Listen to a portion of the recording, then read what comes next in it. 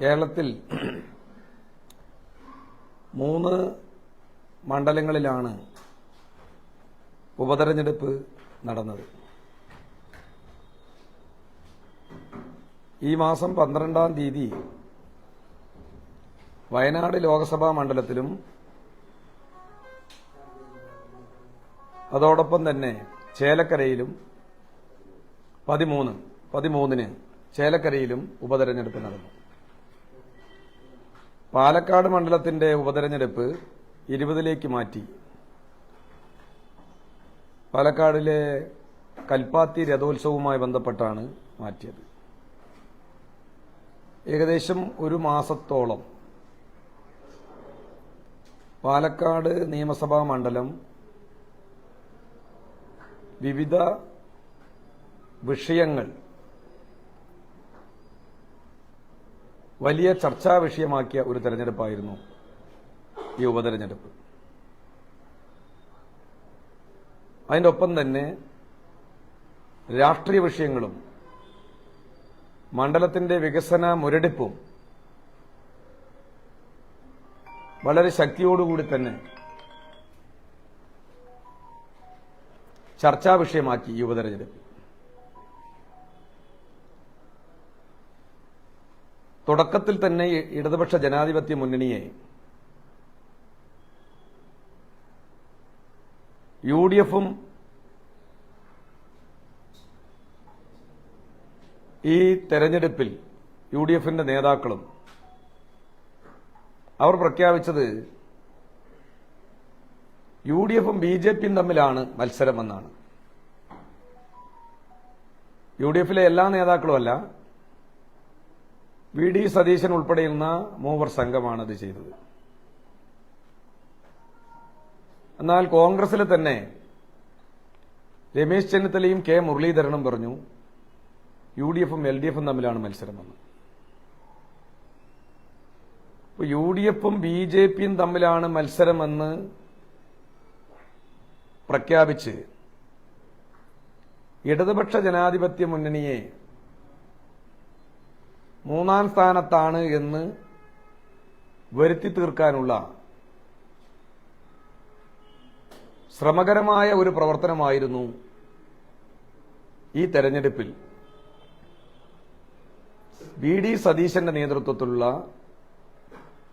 ഷാഫിയും യുഡിഎഫിന്റെ സ്ഥാനാർത്ഥിയും വ്യാപകമായി പ്രചരിപ്പിച്ചത്. എന്നാൽ തെരഞ്ഞെടുപ്പിന്റെ തുടക്കം മുതലുള്ള ഓരോ ഘട്ടങ്ങൾ കഴിയുമ്പോഴും ഇടതുപക്ഷ ജനാധിപത്യ മുന്നണി ഉയർത്തുന്ന രാഷ്ട്രീയവും ഇടതുപക്ഷ ജനാധിപത്യ മുന്നണിയുടെ സ്ഥാനാർത്ഥി ഡോക്ടർ പി സരിന്റെയും വലിയ രൂപത്തിൽ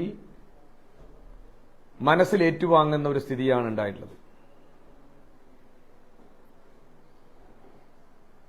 അതോടുകൂടി ഈ മണ്ഡലത്തിലെ യുഡിഎഫിന്റെ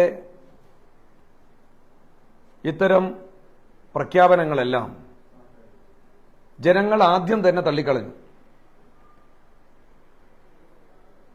ഞങ്ങൾ തുടക്കം മുതൽ തന്നെ പറഞ്ഞു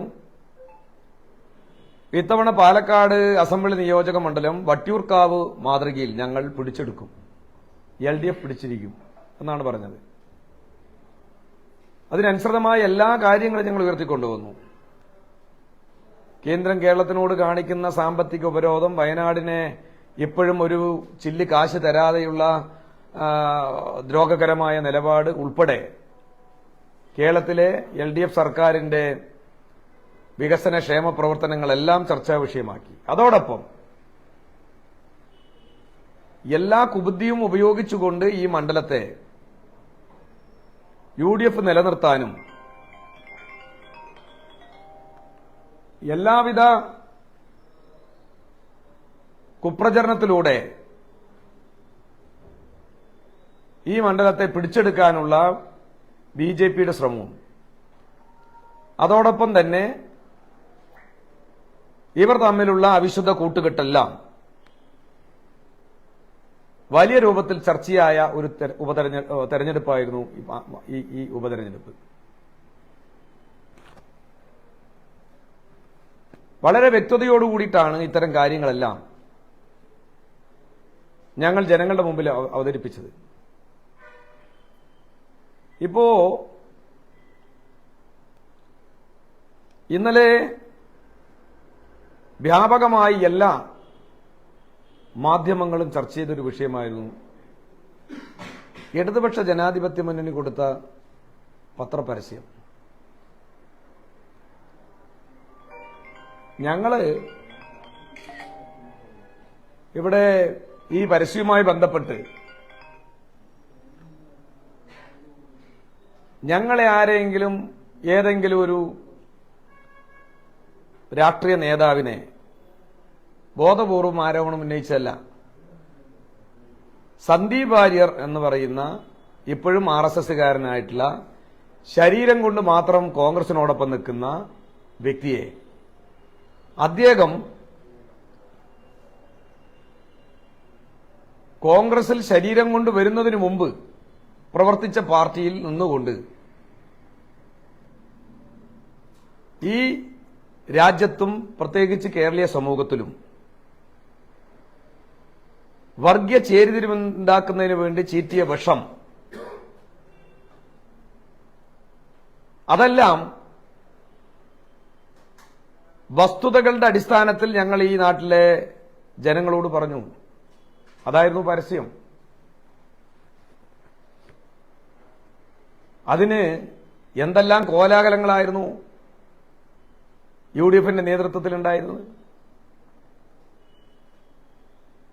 മാത്രമല്ല BJPക്കകത്ത് നിൽക്കുന്ന സന്ദീപ് വാര്യർ കാശ്മീരിലെ മുസ്ലിങ്ങളെ കഴുത്തിൽ ടയർ കെട്ടിയിട്ട് തീ കൊളുത്തി കൊലപ്പെടുത്തി പാകിസ്ഥാനിലേക്ക് അയക്കണം എന്ന പോസ്റ്റിനെ സന്ദീപ് വാര്യർ ന്യായീകരിക്കുന്നത് നമുക്ക് മനസ്സിലാക്കാം. അതിന്റെ കൂടെ ഷാഫി പറമ്പിലും ന്യായീകരിച്ചല്ലോ.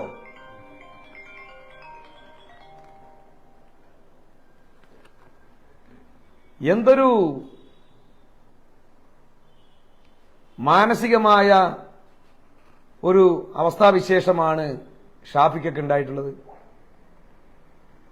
ഞങ്ങൾ ഇദ്ദേഹം പറഞ്ഞ സന്ദീപ് വാര്യർ പറഞ്ഞ കാര്യങ്ങളാണ് പറഞ്ഞിട്ടുള്ളത്. അതിനെ ഒരു മടിയുമില്ലാതെ ന്യായീകരിക്കുന്ന നിലയിലേക്ക്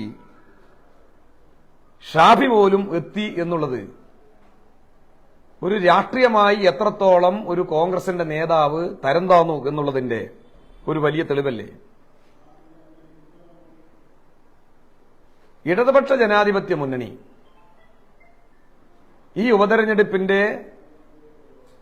റിസൾട്ട് വരുമ്പോൾ വലിയ ഭൂരിപക്ഷം നേടിക്കൊണ്ടായിരിക്കും വിജയിക്കുക. വൻ ഭൂരിപക്ഷത്തോടുകൂടി ഡോക്ടർ പി സരിൻ വിജയിക്കും. മൂന്നാം സ്ഥാനത്തേക്ക് പിന്തള്ളപ്പെടുന്ന പാർട്ടിയായി BJP മാറും. BJPയുടെ സുരേന്ദ്രന്റെ ഒരു പോസ്റ്റ് ഇപ്പോ ഞാൻ കാണാനിടയായി. മൂന്നാം സ്ഥാനത്തേക്ക് UDF എത്തുമെന്നാണ് ആ പോസ്റ്റിൽ പറയുന്നത്. ഞങ്ങൾ തുടക്കം മുതൽ തന്നെ പറഞ്ഞൊരു കാര്യമാണ്, ഇവിടെ LDFും UDFും തമ്മിലാണ് മത്സരമെന്ന്. BJP മൂന്നാം സ്ഥാനത്തേക്ക് പോകുമെന്ന്. അതുകൊണ്ട് തന്നെ ഇപ്പോ കെ സുരേന്ദ്രൻ BJPയുടെ അധ്യക്ഷൻ പറയാതെ പറയുന്നത് ഈ തെരഞ്ഞെടുപ്പിന്റെ റിസൾട്ട് LDFന് അനുകൂലമാവും എന്നുള്ളതാണ്. ഞങ്ങൾ അതുകൊണ്ടാണ് പറഞ്ഞത് ഇത്തവണ ഈ മണ്ഡലം ഞങ്ങൾ പിടിച്ചെടുക്കും. എല്ലാ തന്ത്രങ്ങളും കുതന്ത്രങ്ങളും, തന്ത്രങ്ങളെന്ന് പറയാൻ പറ്റില്ല, കുതന്ത്രങ്ങളും VD സതീശന്റെ നേതൃത്വത്തിൽ ഷാഫി ഉൾപ്പെടെയുള്ള മൂവർ സംഘം ഈ തെരഞ്ഞെടുപ്പിൽ നോക്കി.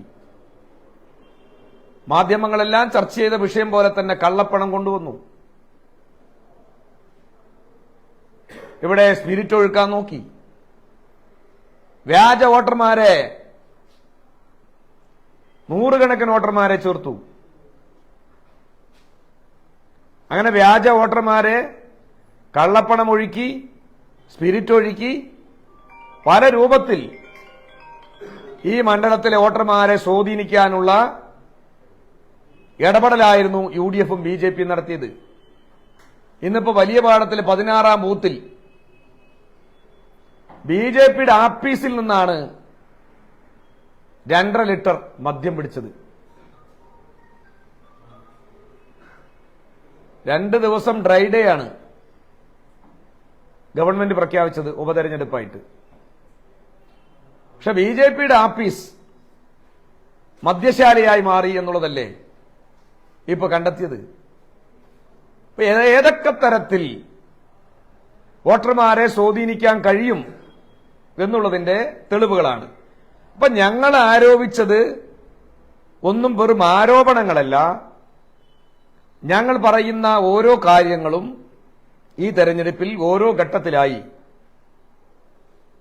തെളിയിക്കപ്പെട്ട വിഷയങ്ങളാണ്. അതുകൊണ്ട് തന്നെ നല്ല ആത്മവിശ്വാസവും നല്ല പ്രതീക്ഷയുമാണ് ഇടതുപക്ഷ ജനാധിപത്യ മുന്നണിയുടെ പ്രവർത്തകർക്കും ഞങ്ങൾക്കുമുള്ളത്.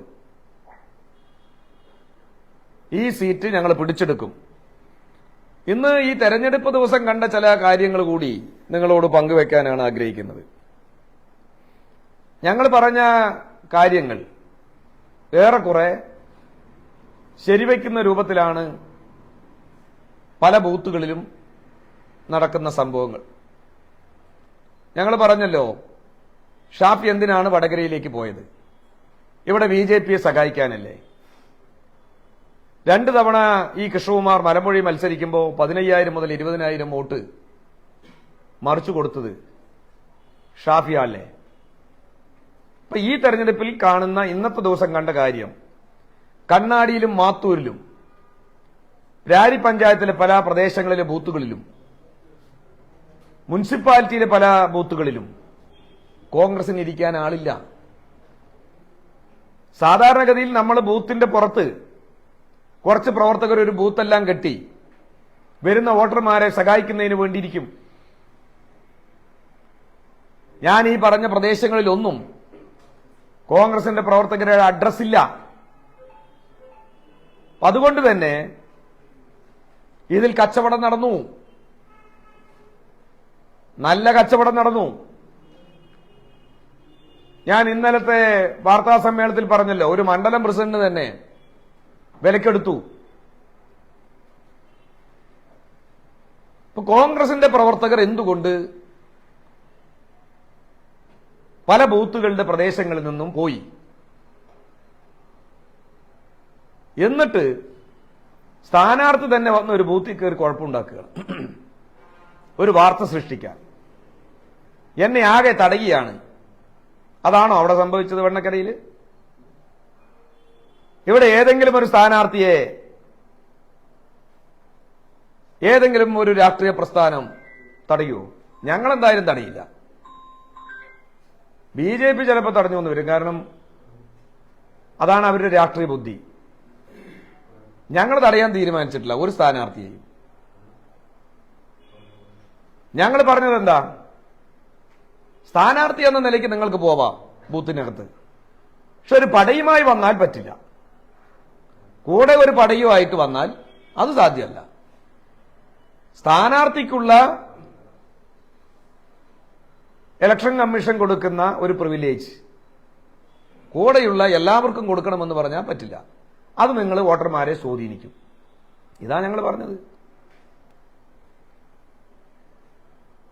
UDFിന്റെ സ്ഥാനാർത്ഥി എന്തോ ഒരു ത്യാഗിയെ പോലെ എന്നെ അങ്ങനെ കയറ്റാൻ അനുവദിച്ചില്ല, തടയുകയാണ് എന്നൊക്കെ പറഞ്ഞ് അവിടെ നിലവിളിക്കുകയാണ് ചെയ്തത്. അതാണോ അതിന്റെ സത്യം? ഇപ്പൊ എന്തെല്ലാം തരത്തിൽ വിവാദങ്ങൾ ഉണ്ടാക്കി 4 വോട്ട് തിരിക്കാൻ പറ്റുമോ അതെല്ലാമാണ് ശ്രമിക്കുന്നത്. പക്ഷെ നിർഭാഗ്യവശാൽ ഈ തെരഞ്ഞെടുപ്പിൽ ഇവർ നടത്തിയ എല്ലാ കുതന്ത്രങ്ങളും അവർക്ക് തന്നെ വിനയായി.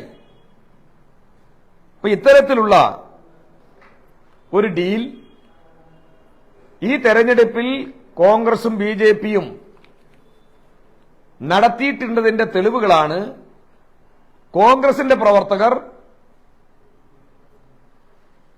1 മണിയോടുകൂടി തന്നെ പല ബൂത്തുകളിൽ നിന്നും സ്ഥലം കാലിയാക്കിയത്.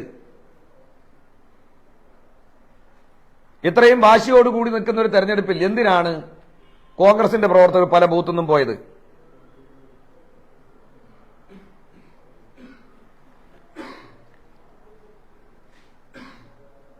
ഏതായാലും ഈ ഇലക്ഷൻ ഫലം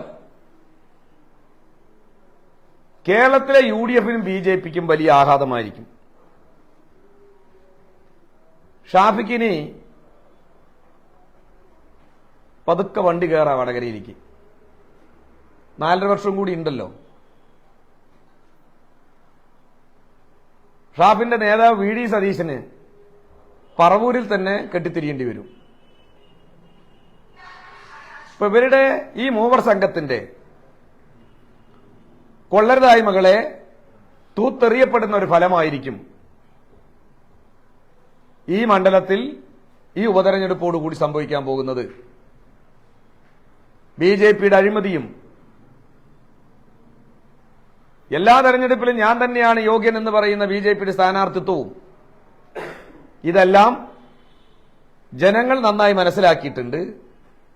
ഇടതുപക്ഷ ജനാധിപത്യ മുന്നണി സ്ഥാനാർത്ഥി സരിൻ ഇതിനകം തന്നെ ജനങ്ങളുടെ മനസ്സിൽ വലിയ ഒരു തരംഗമായി മാറിക്കഴിഞ്ഞു. വൻ വിജയമായിരിക്കും ഉണ്ടാകാൻ പോകുന്നത്. അതുകൊണ്ട് തന്നെ ഈ തെരഞ്ഞെടുപ്പിൽ ഇന്ന് വോട്ട് ചെയ്ത എല്ലാ പ്രബുദ്ധരായ വോട്ടർമാർക്കും LDFന് വേണ്ടി നന്ദി പ്രകാശിപ്പിക്കുകയാണ്. അവരെ എല്ലാവരെയും അഭിവാദ്യം ചെയ്യുകയാണ്. ഇത്രയും കാര്യങ്ങളാണ് പങ്കുവയ്ക്കാനുള്ളത്.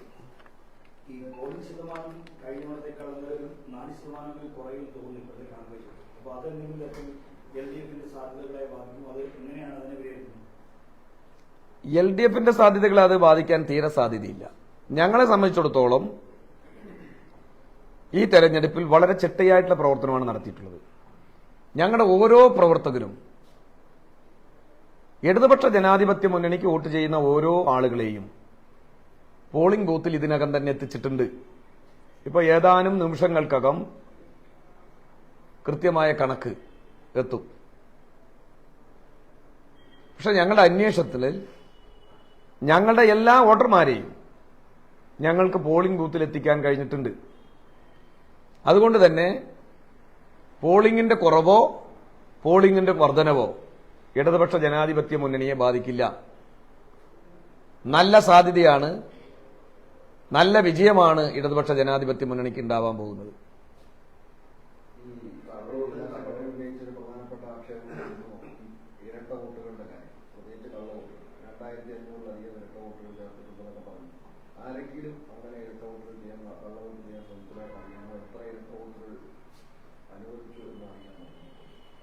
അതിന്റെ ഒരു കൃത്യമായിട്ടുള്ള കണക്ക് കിട്ടിയിട്ടില്ല. പക്ഷെ അറിഞ്ഞിടത്തോളം ഞങ്ങൾ ഇതുമായി ബന്ധപ്പെട്ട് ഇടതുപക്ഷ ജനാധിപത്യ മുന്നണി ഇലക്ടറൽ ഓഫീസർ എന്ന നിലയ്ക്ക് ജില്ലാ കളക്ടർക്കും ഇലക്ഷൻ കമ്മീഷനും പരാതി കൊടുത്ത് ഈ വിഷയം വലിയ പ്രക്ഷോഭത്തിലേക്ക് പോയതോടുകൂടി തന്നെ ഈ വ്യാജ വോട്ടർമാർ പലരും ഇപ്പൊ പോളിംഗ് ബൂത്തിൽ അതേ നിലയ്ക്കെത്തിയിട്ടില്ല. ഞങ്ങൾ ആരോപിച്ച ഒരു സംഖ്യ ഉണ്ടല്ലോ, ആ ഒരു സംഖ്യയിലേക്ക് എത്തിയിട്ടില്ല എന്നുള്ളതാണ് മനസ്സിലാക്കുന്നത്. എന്നാൽ ഇരട്ട വോട്ടുള്ളവരെയെല്ലാം അതാത് ബൂത്തുകളിൽ ഞങ്ങൾ പ്രിസൈഡിംഗ് ഓഫീസറുടെ മുമ്പിൽ കള്ളവോട്ടാണ് എന്ന് പറയുകയും അവരെ നിയമാനുസൃതം, അതായത് ഇലക്ഷൻ കമ്മീഷന്റെ ഒരു നിയമമുണ്ടല്ലോ, അതിനനുസരിച്ച് ഒരുപക്ഷെ ചിലവർക്ക് ചാലഞ്ച് വോട്ടുണ്ടാവാം, പക്ഷെ ഇരട്ടോട്ടുള്ളവരെ പലവരെയും അനുവദിച്ചിട്ടില്ല എന്നുള്ളതാണ് മനസ്സിലാക്കാൻ കഴിഞ്ഞത്. അത് കുറച്ചുകൂടി വിശദമായ കണക്കുകൾ വരുമ്പോഴാണ് അറിയുക. ഇവിടെ ഹരിദാസ്, BJPയുടെ ജില്ലാ പ്രസിഡന്റ് ഹരിദാസ് വോട്ട് ചെയ്തിട്ടില്ല എന്നാണ് അറിയാൻ കഴിഞ്ഞത്. അല്ലേ? കഴിഞ്ഞിട്ടില്ല. അപ്പോ അവർക്ക് തന്നെ ബോധ്യമുണ്ട് ഇതെല്ലാം കള്ളത്തരമാണ്, ചെയ്യാൻ പോയാൽ അതൊന്നും അനുവദിക്കില്ല. ഞങ്ങളെ സംബന്ധിച്ചിടത്തോളം വ്യാജ വോട്ടർമാർ ഈ തെരഞ്ഞെടുപ്പിൽ വോട്ട് ചെയ്യാൻ അനുവദിക്കാൻ പാടില്ല എന്നുള്ളതാണ്. ഞങ്ങളാരും കയറി തടയുമെന്നൊന്നും മുമ്പും പറഞ്ഞിട്ടില്ല, ഇപ്പോഴും പറഞ്ഞിട്ടില്ല. നിയമപരമായി അവരെ വോട്ട്, അത് ഏറെക്കുറെ നല്ല നിലയ്ക്ക് തന്നെ ഇവിടുത്തെ ഇലക്ഷൻ ഡ്യൂട്ടി നിർവഹിച്ച ഉദ്യോഗസ്ഥന്മാർ അത് നിർവഹിച്ചിട്ടുണ്ട് എന്നാണ് മനസ്സിലാക്കാൻ സാധിക്കുന്നത്.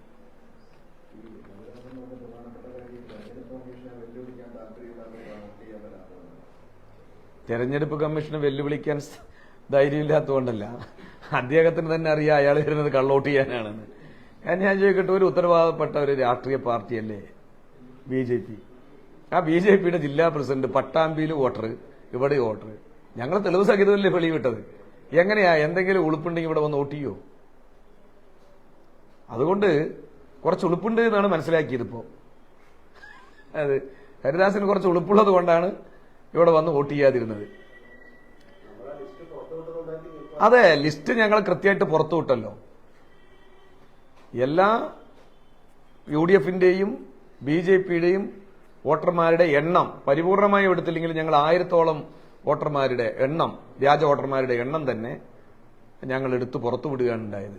മാത്രമല്ല, ഞങ്ങളുടെ പല ബൂത്തുകളിലും ഞങ്ങളിതെല്ലാം പ്രദർശിപ്പിച്ചിട്ടും ഉണ്ടായിരുന്നു വ്യാജ വോട്ടർമാർ.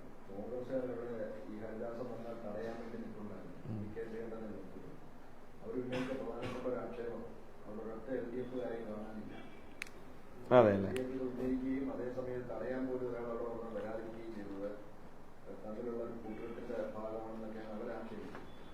വിഷയം എന്താ ചോദിച്ചാൽ, ഇപ്പോ ശ്രീകണ്ഠന് തടയാൻ വേണ്ടി ധൈര്യപൂർവ്വം അവിടെ നിന്നു എന്നാണ് ഇപ്പൊ നിങ്ങൾ പറയുന്നത്. അല്ല ശരി, UDF പറഞ്ഞു. ഈ കോൺഗ്രസും BJPന്റെയും ഡീല് ഞാൻ നേരത്തെ തന്നെ സൂചിപ്പിച്ചല്ലോ, മനസ്സിലായില്ലേ? ഇനി ശ്രീകണ്ഠൻ അങ്ങനെ ഹരിദാസൻ വരുമ്പോ തടയും എന്ന് പറഞ്ഞു നിൽക്കുന്ന ആള് യഥാർത്ഥത്തിൽ ചെയ്യേണ്ടത് ഈ കണ്ണാടിയിലും മാത്തൂരിലും പ്രാരിയിലെ പല പ്രദേശങ്ങളിലും മുനിസിപ്പാലിറ്റിയിലെ പ്രദേശങ്ങളിലും കോൺഗ്രസ് ഇല്ലാലോ, അവരെയെങ്കിലും ആ ബൂത്തിലിരുത്തണ്ടേന്ന്. അതല്ലേ ആദ്യം പരിശോധിക്കേണ്ടത്. ഹരിദാസിന്റെ ഒരു വോട്ട് തടയണോ? വലിയ ഞാനൊരു വീരശൂര പരാക്രമിയാണ്, ഇവിടുത്തെ MP എന്ന് വരുത്തി തീർക്കാനാണ് ശ്രീകണ്ഠൻ ശ്രമിച്ചത്. പക്ഷെ ആദ്യം ശ്രമിക്കേണ്ടത് എന്താ? എല്ലാ ബൂത്തുകളിലും കോൺഗ്രസിന്റെ വോട്ടർമാർ മറ്റേ പ്രവർത്തകരുണ്ടോ? ആ ബൂത്തുകളിൽ എന്തിനാണ് പ്രവർത്തകർ പോയത്? ഞങ്ങൾ പറഞ്ഞത് ഏതെങ്കിലും ഒരു രാഷ്ട്രീയ പാർട്ടിയുടെ പ്രവർത്തകരെ വ്യാജ വോട്ടർമാരാണ് എന്ന് കണ്ടെത്തി ഞങ്ങൾ തടയുമെന്നല്ല, വളരെ വ്യക്തമായി പറഞ്ഞിരുന്നു. നിയമപരമായി വോട്ട് ചെയ്യാൻ അനുവദിക്കില്ല എന്നുള്ളതാണ്. അത് തന്നെയാ ഇടതുപക്ഷ ജനാധിപത്യ മുന്നണിയുടെ സ്റ്റാൻഡ്. അതനുസൃതമായിട്ടാണ് ഇന്ന് ആ വോട്ടർമാര് ബഹുഭൂരിപക്ഷവും വരാതിരുന്നത്. വന്നവര് നിയമപരമായിട്ട് വോട്ട് ചെയ്തിട്ടുണ്ടാവുള്ളൂ. ഇപ്പൊ ഇവിടെ ഹരിദാസിനെ തടയാൻ LDF ഇല്ല. ഞാൻ ചോദിക്കട്ടെ, ഇപ്പൊ ഞങ്ങൾ തടഞ്ഞതാണെങ്കിൽ ഇപ്പൊ ഇതുമാതിരി ആയിരിക്കില്ലല്ലോ നിങ്ങളിപ്പോ ഈ റിപ്പോർട്ട് ചെയ്യുക. എന്തായിരിക്കും? LDF വ്യാപകമായ സംഘർഷത്തിന് നേതൃത്വം കൊടുക്കുന്നു എന്നതായിരിക്കും നിങ്ങളുടെ റിപ്പോർട്ടിംഗ്. ശ്രീകണ്ഠൻ അവിടെ പറഞ്ഞിട്ട് സ്ഥലം കാലിയാക്കി. ഞങ്ങളൊരു കാര്യം പറയുമ്പോ ആ പറയുന്ന കാര്യം നടപ്പിലാക്കുന്നവരാണ് എന്ന് ഈ പൊതുസമൂഹത്തിനും നിങ്ങളെപ്പോലുള്ള മാധ്യമ പ്രവർത്തകർക്കും നന്നായിട്ട് അറിയാം. വിടുവായത്തം പറഞ്ഞ് സ്ഥലം വിടുന്നവരല്ല ഇടതുപക്ഷ ജനാധിപത്യ മുന്നണി. ശ്രീകണ്ഠനും ശ്രീകണ്ഠന്റെ പാർട്ടിയും അല്ല ഇടതുപക്ഷ ജനാധിപത്യ മുന്നണി. ശ്രീകണ്ഠൻ നേരത്തെ കൂട്ടി മനസ്സിലാക്കിയിട്ടുണ്ടാവും ഹരിദാസൻ വരുന്നില്ല എന്ന്. അതുകൊണ്ട് പത്രക്കാരോട് 4 വെല്ലുവിളി. വന്നാൽ ഞാൻ തടഞ്ഞു കളയും. നമ്മുടെ കിരീടം പറഞ്ഞ സിനിമയിൽ കൊച്ചിൻ ഹനീഫ കാണിക്കുന്നത് പോലെ തന്നെ ഇതുപോലെയൊന്നും അഭ്യാസം കാണിക്കാൻ ഇടതുപക്ഷ ജനാധിപത്യ മുന്നണി കിട്ടിയിട്ടുണ്ട്. അതിനനുസൃതമായി തന്നെ ഇലക്ഷൻ കമ്മീഷൻ അതിൽ ഇടപെട്ടു. ഈ പറയുന്ന വ്യാജ വോട്ടർമാരെ വോട്ട് ചെയ്യാൻ ഭൂരിപക്ഷം വോട്ടർമാരെയും ചെയ്യാൻ അനുവദിച്ചിട്ടില്ല. ഇങ്ങനെ ചെയ്തിട്ടുണ്ടെങ്കിൽ അത് നിയമപരമായി ഇലക്ഷൻ കമ്മീഷൻ അനുവദിക്കുന്ന രൂപത്തിലായിരിക്കും. എനിക്ക് തോന്നുന്നു ചാലഞ്ച് വോട്ടൊക്കെ ഉണ്ടല്ലോ, അതായിരിക്കും. അത് തന്നെ വളരെ കുറവാണ് ഓരോ ബൂത്തിലും നടന്നിട്ടുള്ളത്. അതുകൊണ്ട് ഞങ്ങളാരും ഇപ്പൊ ഹരിദാസൻ വന്നാ തടയും, ഹരിദാസൻ വന്നാ തടയാൻ ആളില്ല, അതുകൊണ്ട് BJPയും എന്താ പറയുക CPMഉം അല്ലെങ്കിൽ ഇടതുപക്ഷവും വളരെ യോജിപ്പിലാണ് എന്നാണ് ഇവരാരോപിക്കാൻ ശ്രമിക്കുന്നതെങ്കിൽ ഞാൻ അതാണ് പറഞ്ഞത്. പല ബൂത്തുകളിലും കോൺഗ്രസിന്റെ പ്രവർത്തകരില്ല. എന്തേ ആ ബൂത്തുകളിലൊന്നും കോൺഗ്രസിന്റെ പ്രവർത്തകരില്ല ഞാനിത് അതിന് മറുപടി പറയണം കോൺഗ്രസ്.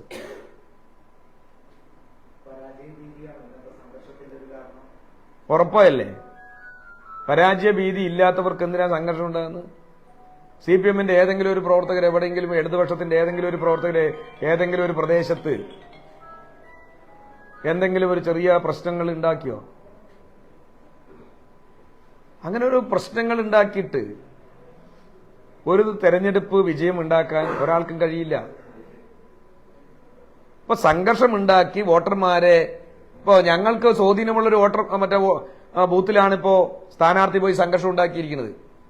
വെണ്ണക്കരയിലെ ഞങ്ങൾക്ക് കൗൺസിലറുള്ള ഒരു വാർഡിലെ ഒരു ബൂത്തിലാണ് സംഘർഷം ഉണ്ടാക്കാൻ വേണ്ടി ശ്രമിച്ചിരിക്കുന്നത്. ബോധപൂർവമല്ലേ? ഇടതുപക്ഷ ജനാധിപത്യ മുന്നണിക്ക് സ്വാധീനമുള്ള ഒരു ബൂത്തിൽ പ്രശ്നങ്ങൾ ഉണ്ടാക്കിയാൽ ആ ബൂത്തിലെ വോട്ടർമാർ വോട്ട് ചെയ്യാൻ വരാതിരിക്കുമെന്നാണ് ഈ പത്തനംതിട്ടയിൽ നിന്ന് വണ്ടി കയറി പാലക്കാട് വന്ന UDF-ന്റെ വ്യാജനായിട്ടുള്ള ഈ സ്ഥാനാർത്ഥിയുടെ മോഹമെങ്കിൽ പാലക്കാടിലെ ഇടതുപക്ഷ ജനാധിപത്യ മുന്നണിയെയും പ്രത്യേകിച്ച് CPM-നെയും ഈ വ്യാജനം മനസ്സിലായിട്ടില്ല. വോട്ട് ചെയ്യാൻ ഒരാളെ പോലും ഞങ്ങള് കൊണ്ടുവരാതിരിക്കില്ല. മുഴുവൻ വോട്ടർമാരും ഞങ്ങളുടെ വോട്ടർമാരെയും കൊണ്ടുവന്ന് വോട്ട് ചെയ്യിപ്പിക്കും.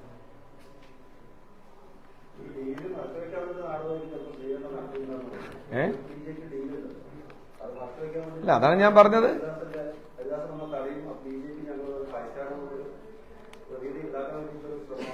ശ്രീകണ്ഠൻ ഞാൻ പറഞ്ഞല്ലോ, ഇനിയിപ്പോ അത് കൂടുതൽ പറയേണ്ട കാര്യമില്ല. അതായത് ഇവര് തോൽക്കുമെന്ന് ഉറപ്പായതോടുകൂടി, അതായത് UDF തോൽക്കുമെന്ന് ഉറപ്പായതോടുകൂടി എന്നാൽ പിന്നെ കിടക്കട്ടെ എന്നുള്ള മട്ടാണ്. വരും ദിവസങ്ങളിൽ ഇവരെന്തെല്ലാം കാര്യങ്ങൾ ചെയ്തിട്ടുണ്ട് എന്ന് പുറത്തു വരും. അതുകൊണ്ട് നമ്മൾ ഇപ്പൊ തന്നെ അതിനെ കുറിച്ച് ഇപ്പോ ഒരു മുൻ വിധിയോടുകൂടി കാര്യങ്ങൾ പറയേണ്ട കാര്യമില്ല.